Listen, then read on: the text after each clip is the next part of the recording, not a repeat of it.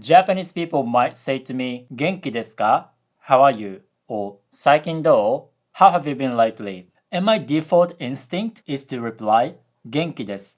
Anata wa?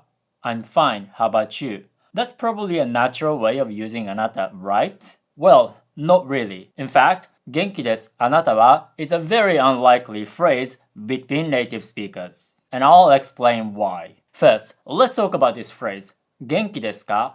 How are you? If you observe Japanese people, most of them don't say this regularly. If you think about English, this is very common. A lot of people say some variation of how are you? How are you doing? How is it going? What's up? Have you been? Etc. etc. It doesn't matter the exact phrase, but a variation of these. But this is not the case in Japanese. For example, if you're meeting up with a friend, assuming you have one, at the station, you might just start a conversation directly by saying something like, 今日寒くない?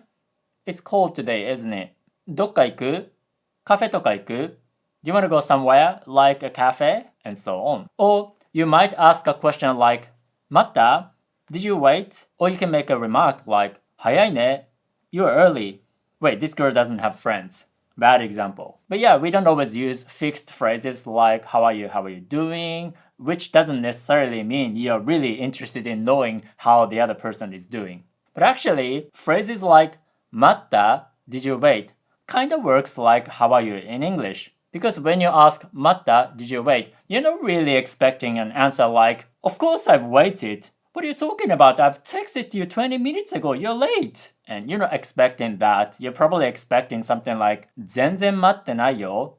I haven't waited at all. So not a real question. But if you want to ask real questions in Japanese, I will teach you the kind of Japanese that real-life Japanese people today actually speak for practical purposes, because textbooks and apps often expect you to remember exact phrases that we don't actually use so that you can answer fill-in-the-blank questions. So click the link in the description and subscribe to my email group. But anyway, sure, if you want to ask how are you in Japanese, you can do it. Between friends, you might say something like, Genki? How are you? Or Saikin do? How have you been lately? And absolutely fine. Or if you're meeting your colleague or somebody you're not very close to, you might want to use this and say something like, Genki desu ka? How are you?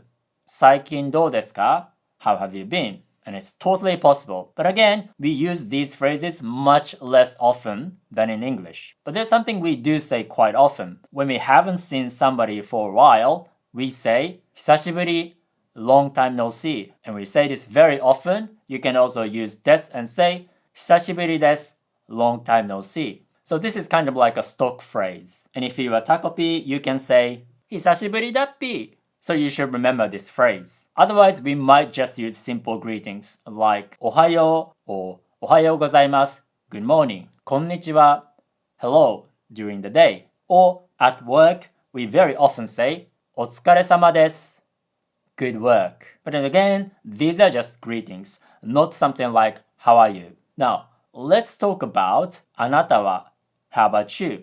Because this word, あなた, which means you, we actually don't use it very often in natural conversation. In fact, if you talk to Japanese people every day for a month, there's a good chance that you never hear anata. It's pretty rare.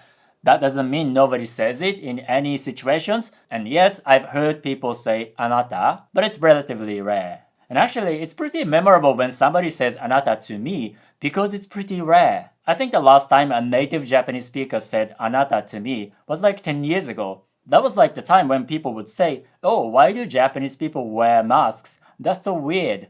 Because they didn't know that we are just ahead of our time. But yeah, we don't really use anata very often in conversation. But having said that, in written questions, yes, we do use anata more often, like survey questions. But in everyday conversation, not really. And now you know why it's unlikely that we say, Genki desu, anata wa, in real life. But the question is, what would we say when somebody asks us, Genki desu ka? How are you? And let me acknowledge that technically you can say, Genki desu, anata wa? I'm fine, how about you? But again, anata is a tricky word because it can sound like you're putting somebody on the spot. It's like, you. How about you? Even though I wouldn't say anata is inherently rude or something. It's very context dependent, and if you're not sure, it's better not to use it. But don't worry, if you're obviously not proficient in Japanese, this is fine. But if you're at a higher level, maybe you should be a little mindful. So let me give you some options that you can use instead of saying Anata wa. When someone asks you, Genki desu ka? You can simply repeat the question. You can say, Genki desu. Genki desu ka? I'm fine. How are you doing? Very simple. Or you can use somebody's name like, Gotou-san wa dou desu ka? How about you, Gotou-san? Because she has a friend now. Or you can simply say, Genki desu. Dou desu ka? I'm fine. How about you? And of course, you can use a different question like, Saikin dou desu ka?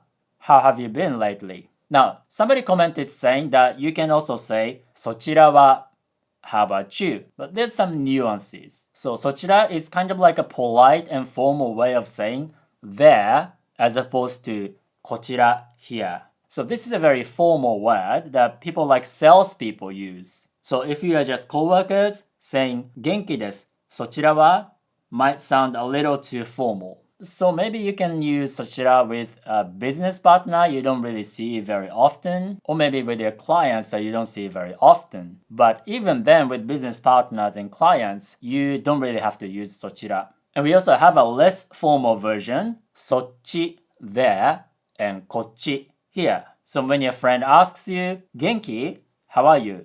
You could say, 元気 I'm fine. そっちは how about you? But again, there are some nuances because そっち still sounds quite distant. So when you haven't seen somebody for a long time or someone lives far, far away, maybe you could say そっちは how about you over there? This is because there's some emotional or physical distance. But if you see a friend regularly, we probably wouldn't use そっちは how about you? So yes, you can use そちらは or そっちは, but these are not neutral ways of saying you. It has some connotations. So if you try to simply translate English into Japanese directly, you might not sound like a real Japanese person, and you might end up sounding like that green owl that cares more about streaks than human communication.